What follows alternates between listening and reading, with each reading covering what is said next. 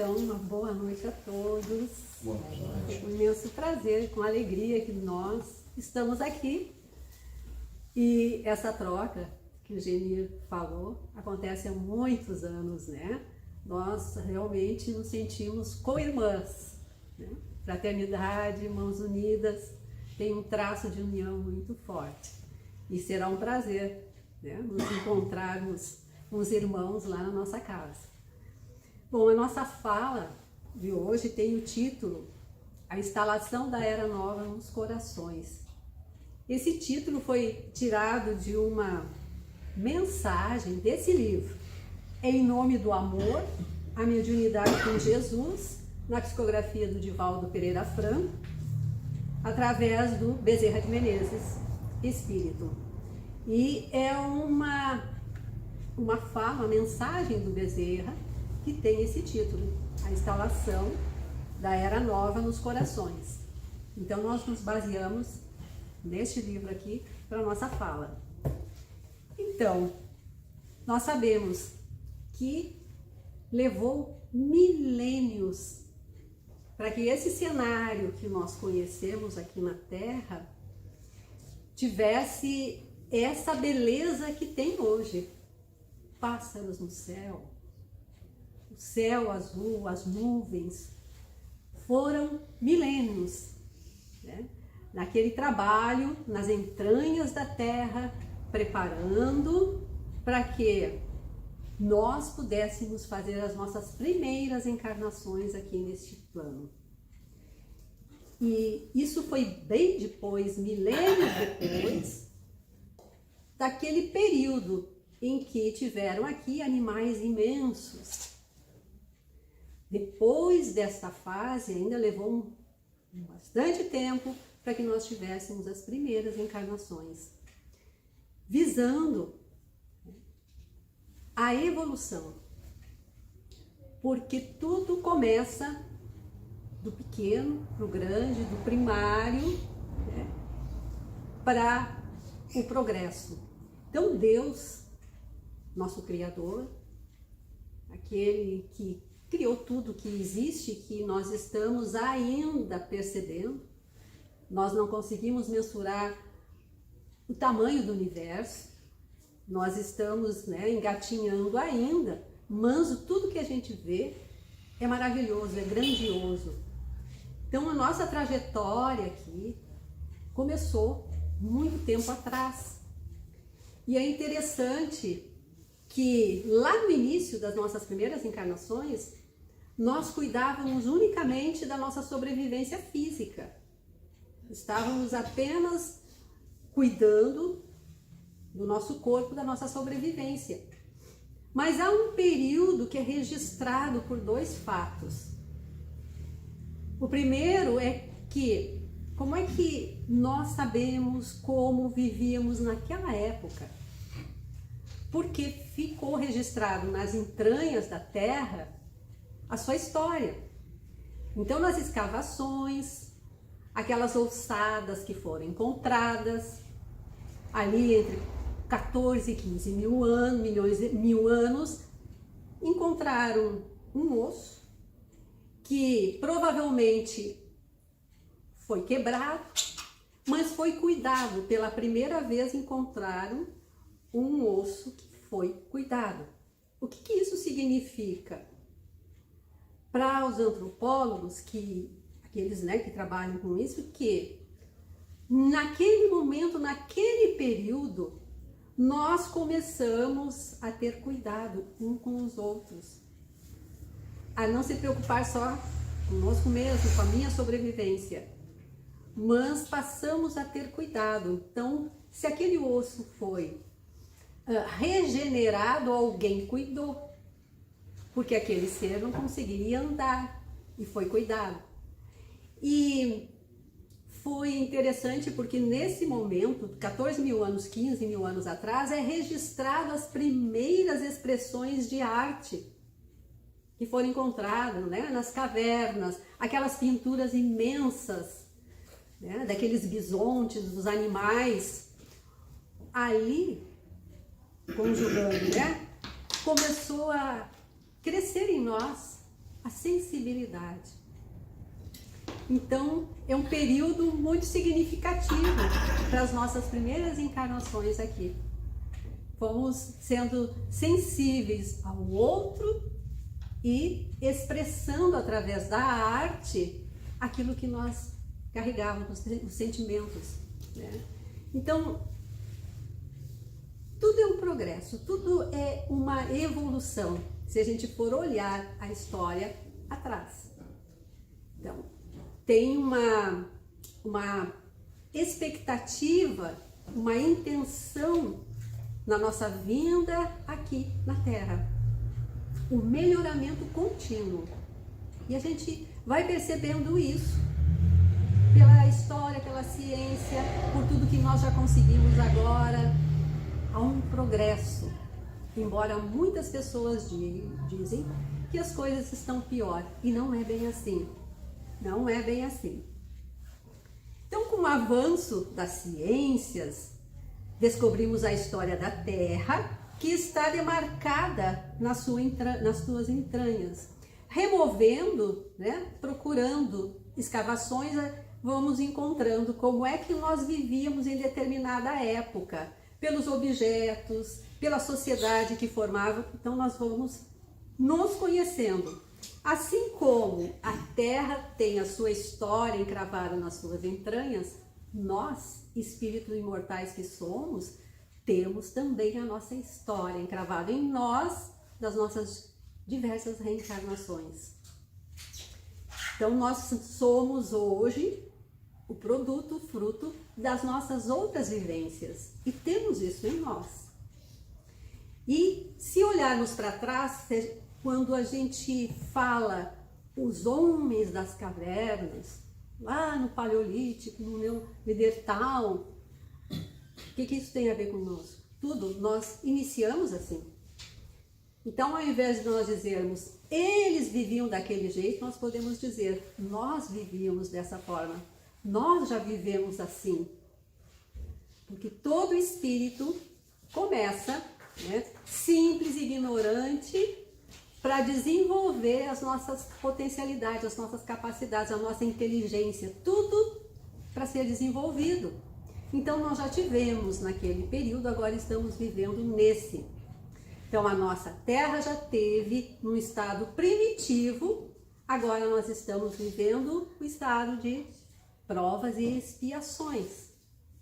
E aí, vislumbrando o futuro, que o Santo Agostinho fala muito bem no Evangelho segundo o Espiritismo, no capítulo 3, dos mundos de regeneração.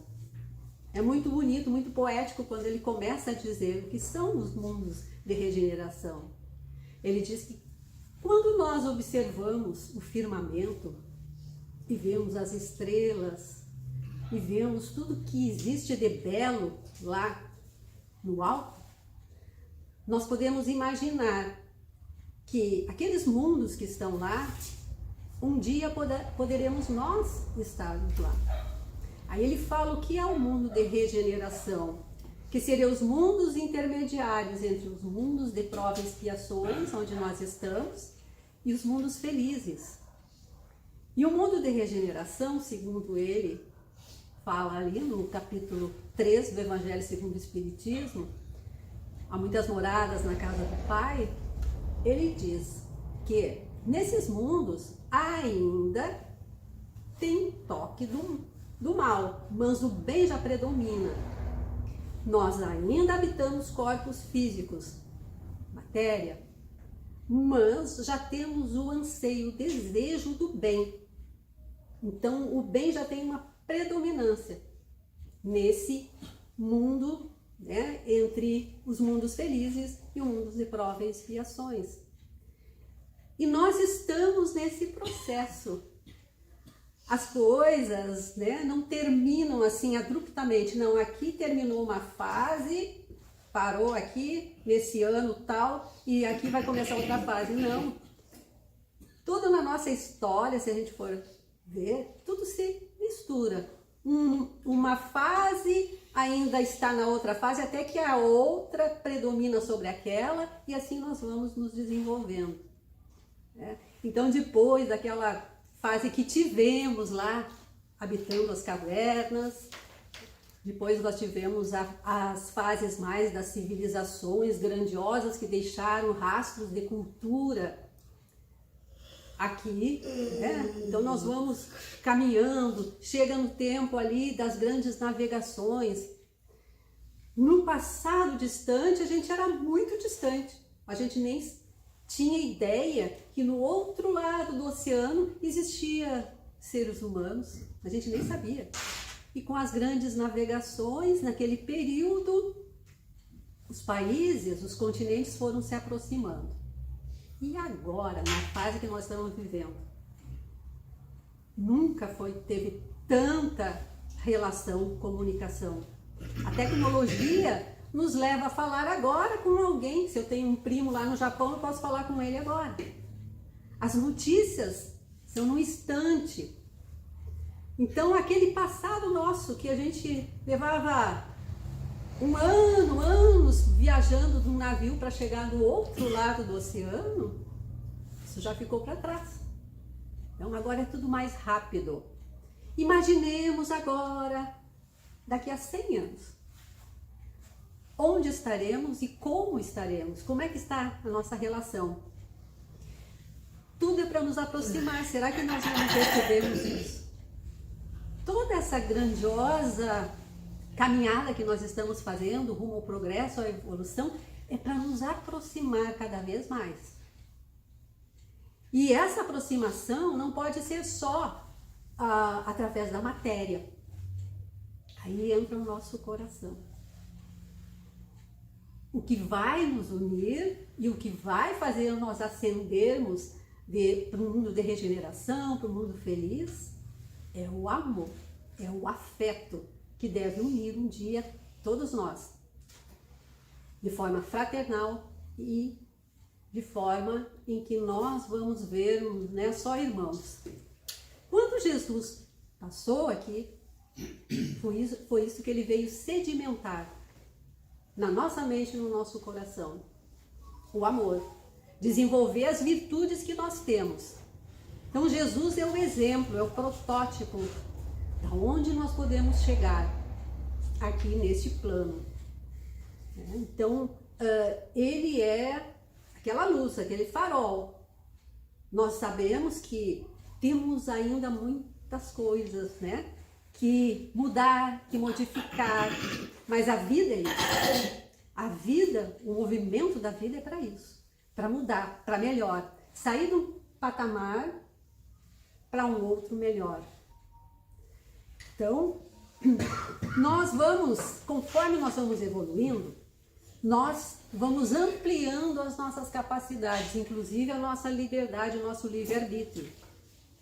Quanto menos nós formos evoluindo, nós somos escravos das nossas paixões inferiores, dos nossos instintos.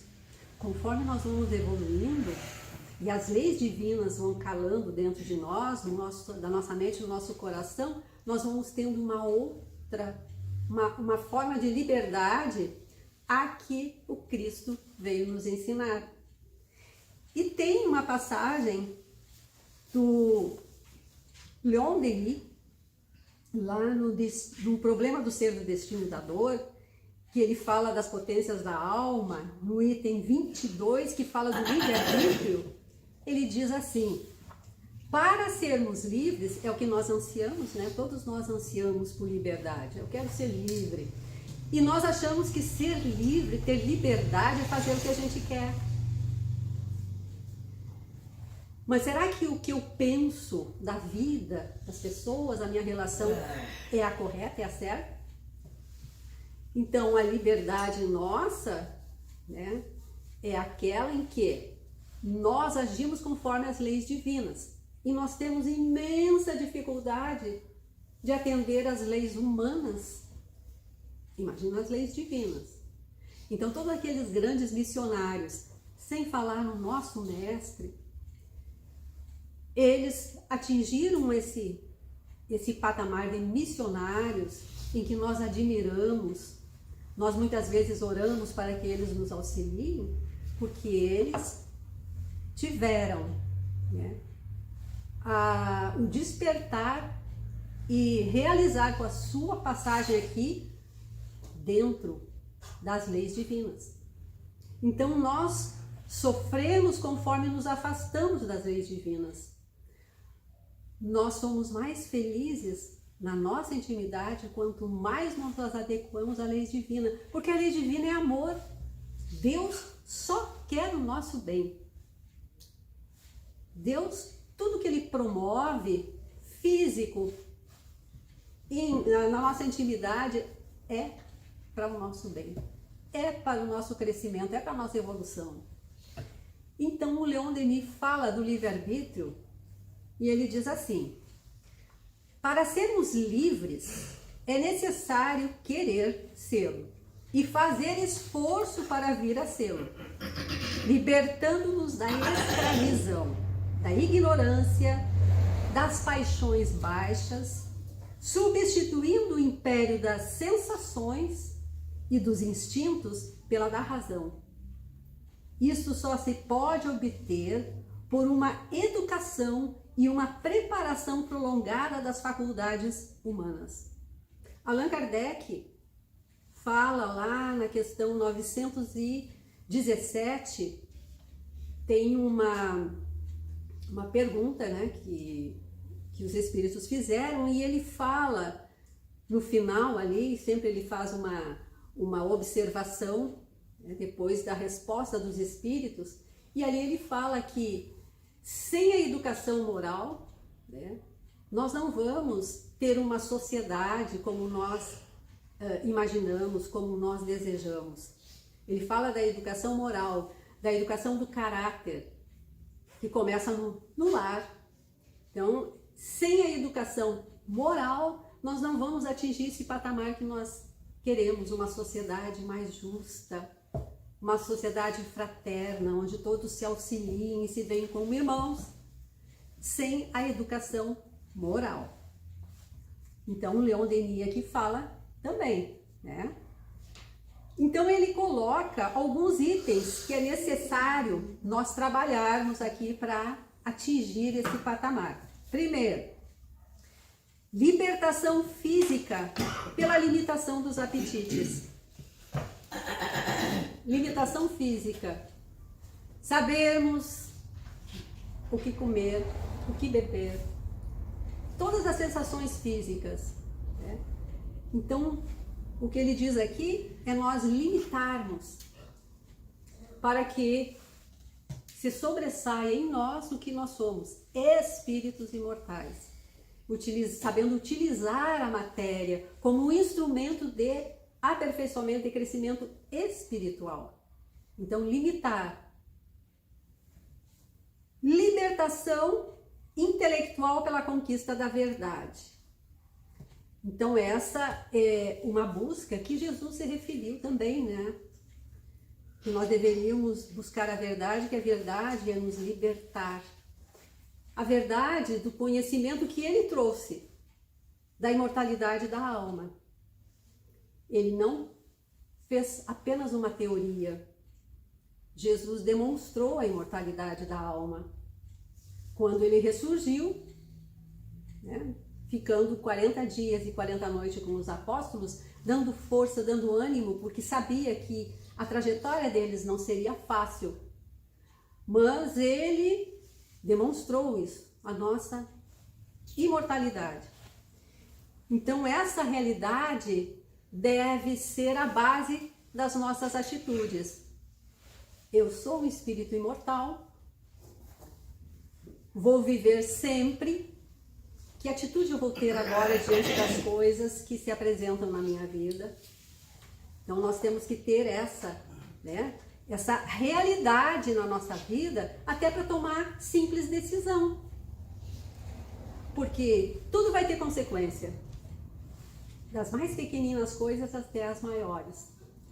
Então, eu tendo essa certeza, nós somos um espírito imortal, vamos prosseguir a nossa jornada, vamos voltar outras vezes para o nosso aperfeiçoamento, porque não é numa pequena passagem aqui que nós vamos sair despidos das nossas paixões, de tudo mais, do nosso desapego. É um trabalho, é um processo. A Terra está em processo também. Nada é permanente, de mudança, de modificação. E nós também estamos aqui nas nossas mudanças, nas nossas modificações. Tudo para melhor. Aquilo que a gente vê parece uma destruição, é para que a partir dali surja outra coisa, num patamar superior. Libertação moral, ele diz, pela procura das virtudes. E não há, logicamente, maior modelo de virtude do que o mestre. Não há. Tem outros missionários também que nós admiramos e muitas vezes, puxa, como ele conseguiu ou ela conseguiu. É todo esse processo, né, de busca da realidade, da verdade. Com a posse dessa realidade, eu vou modificar a minha vida. É impossível nós sabermos alguma coisa, né, que é verdadeiro e que eu não tenha que mudar alguma coisa dentro de mim. Tudo exige mudança. Não é fácil, mas esse é o caminho. Então, muitas vezes as pessoas acham que nós estamos indo por um caminho pior. Não, a vida está pior. Não. Nós estamos hoje com tantas instituições, tantas pessoas trabalhando no bem, e nós podemos fazer uma pequena avaliação das pessoas que moram do nosso lado, na nossa rua. São pessoas honestas, né? Pessoas que trabalham, pessoas que lutam, que encaminham seus filhos. Então, se a gente for olhar ao nosso derredor, tem muito mais pessoas no bem do que pessoas praticando o mal. Embora o mal faça mais barulho, apareça, e as pessoas então acham que a gente também dá muito atenção na mídia também, né? Procura o quê? Muitas vezes existe aquele botãozinho que a gente apaga certas coisas. Então, nós temos que começar a ter uma visão, olhando do passado até agora, que nós evoluímos sim, nós melhoramos sim, nessa união que está ocorrendo agora, que no passado não existia. Era muito difícil, os países eram fechados. Hoje quase todas as fronteiras estão abertas. Esse ir e vir já demonstra que há algo diferente. E esse desejo nosso, né, de que o bem predomine, de trabalhar para o bem, seja no que for, no cuidado com crianças, no cuidado com animais, no cuidado com idosos, no cuidado com a natureza, existe sim um trabalho, uma movimentação para isso. Então nós melhoramos e muito. Então, esse progresso, né, a gente pode ver se a gente realmente atingiu um patamar. E tem uma pergunta lá no Livro dos Espíritos, da Lei do Progresso, lá na parte terceira, da 793, que foi perguntado para os espíritos: por que indícios se pode reconhecer uma civilização completa? E eles responderam: reconhecê-las pelo desenvolvimento moral.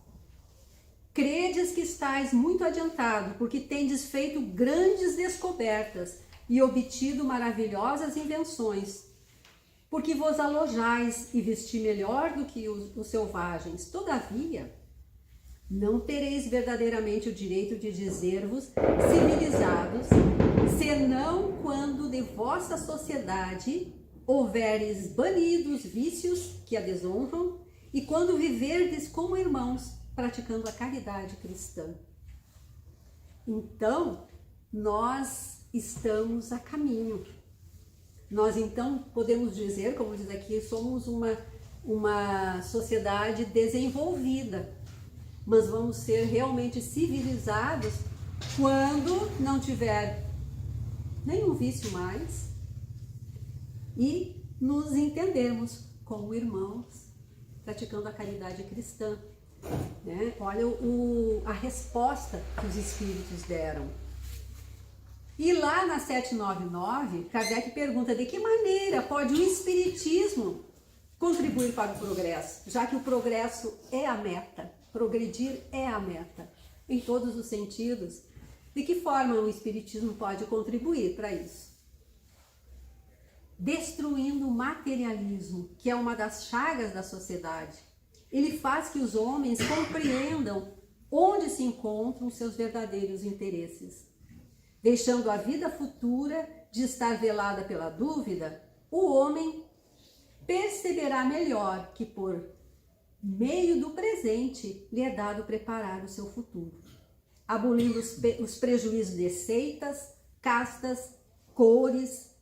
Ensina aos homens a grande solidariedade que os há de unir como irmãos.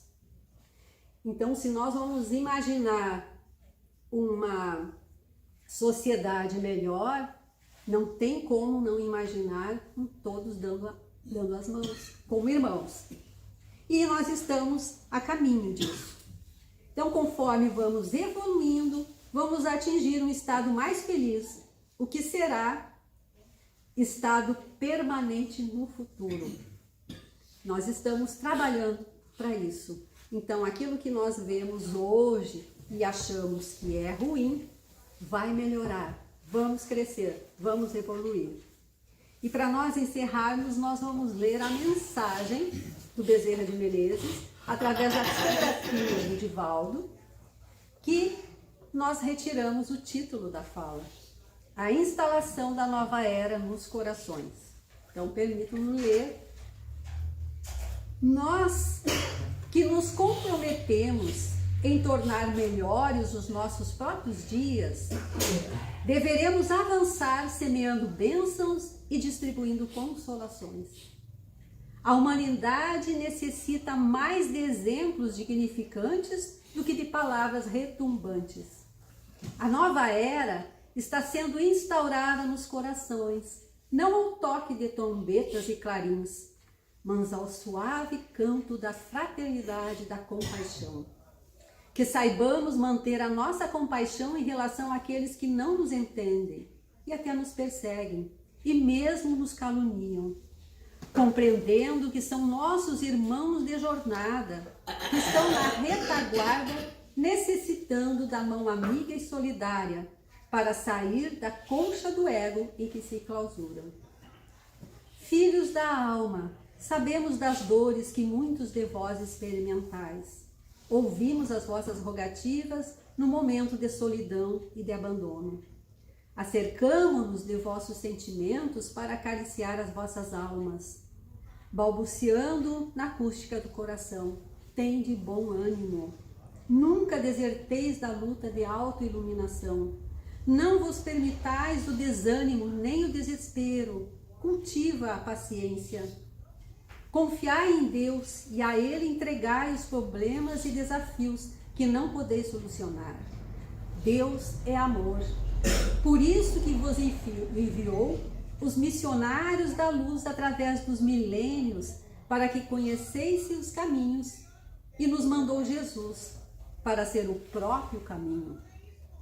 Tende a certeza de que nesta celeridade das horas, na relatividade do tempo que as demarca, avançais no rumo da vida. Quando soar o momento do retorno ao grande lar, sereis recebido pelos amores que nos anteciparam. Despertareis conforme os padrões de vossas consciências, porém com alegria, estuante de vida, e repetirei como apóstolos das gentes. Ó morte, onde está tua vitória? Onde está teu galardão? Exultai, pois, filhos da alma, cantando o vosso hino de imortalidade em homenagem à era nova que já começou, na qual todos nos encontramos colocados até o momento glorioso da instalação do reino dos céus no coração da terra. Muita paz, meus filhos, que o Senhor de bênçãos nos abençoe. São os votos do servidor humílimo e paternal de sempre, Bezerra. Essa mensagem foi em forma de psicofonia, recebida pelo Divaldo Pereira Franco, no término da conferência pronunciada no Grupo Espírita André Luiz, na noite de 26 de julho de 2007, no Rio de Janeiro.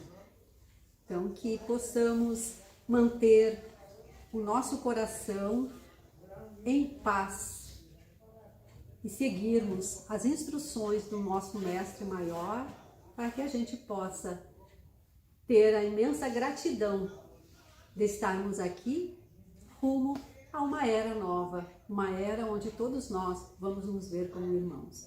Muita paz e que assim seja. Muito obrigada pela atenção.